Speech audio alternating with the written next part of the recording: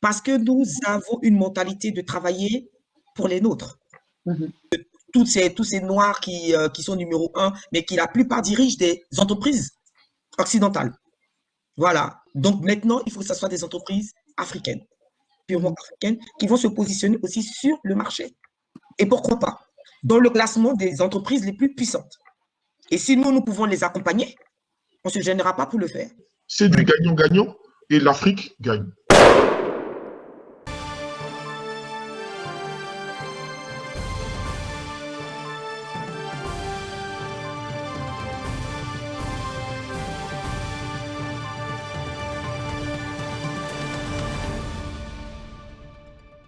Il y a plusieurs éléments, évidemment, hein, et on sait qu'on ne peut pas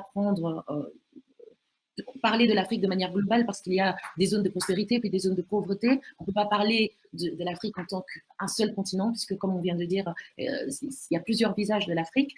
Comment est-ce que le cabinet Tilex, parce que vous savez que tous les deux, vous évoluez dans le cabinet Tilex, comment est-ce que le cabinet Tilex, finalement, accompagne les entreprises, les entrepreneurs avec une telle grande diversité et autant de richesses, autant d'opportunités? Comment vous faites et quelle est votre méthodologie, par exemple?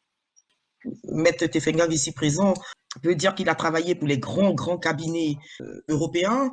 Moi, j'ai travaillé également pour des très grandes entreprises, hein, et dans certains cabinets aussi ici à Paris. Mais il est certain que les dossiers africains étaient traités par les cabinets européens. Voilà.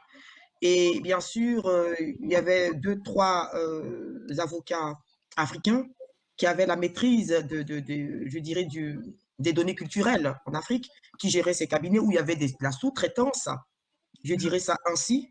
Mais il y avait plus ces cabinets européens-là qui traitaient, en tout cas, je parle des dossiers les plus importants.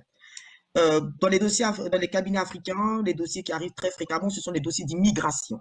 D'accord? Des papiers ou divorce, enfin, vous voyez, ça tourne la plupart autour de ça. Mais si on veut parler vraiment des gros dossiers africains, d'État ou autre chose, ou de grosses entreprises, ils étaient gérés par ces cabinets-là. Alors, il fallait quand même qu'un jour,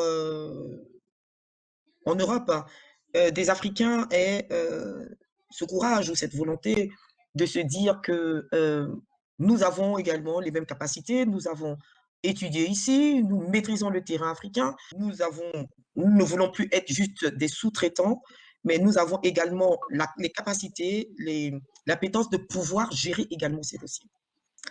Mais il fallait pouvoir se lancer. Certains ont tenté ici, mais sont repartis en Afrique pour faire ça, sur le terrain même. Nous souhaitons le faire sur les 2 continents. D'accord? Oui. Si.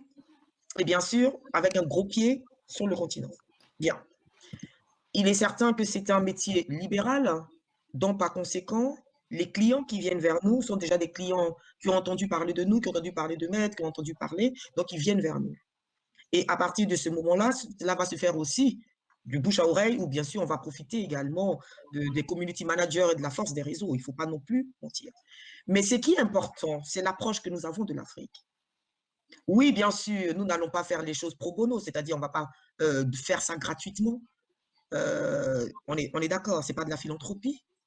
Cependant, la façon d'accompagner, la façon de gérer un dossier sera différente. Parce que nous avons une mentalité de travailler pour les nôtres. Et là, ça change les choses. Lorsque le client n'est pas juste un numéro, juste quelqu'un qui va vous payer pour vivre, ça devient autre chose. Et à partir du moment où si l'entreprise que nous gérons ou qui nous a demandé des services est satisfaite et que cette entreprise se positionne très bien, ça devient une valeur sûre demain de l'Afrique et une valeur sûre pour nous. Et c'est l'Afrique qui gagne. Le plus important pour nous, en tout cas, Maître Tefengang peut-être pourra rajouter quelque chose.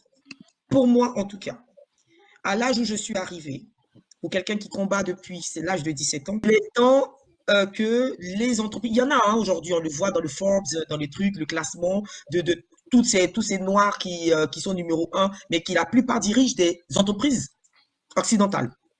Voilà. Donc maintenant, il faut que ce soit des entreprises africaines, purement africaines, qui vont se positionner aussi sur le marché. Et pourquoi pas? Dans le classement des entreprises les plus puissantes.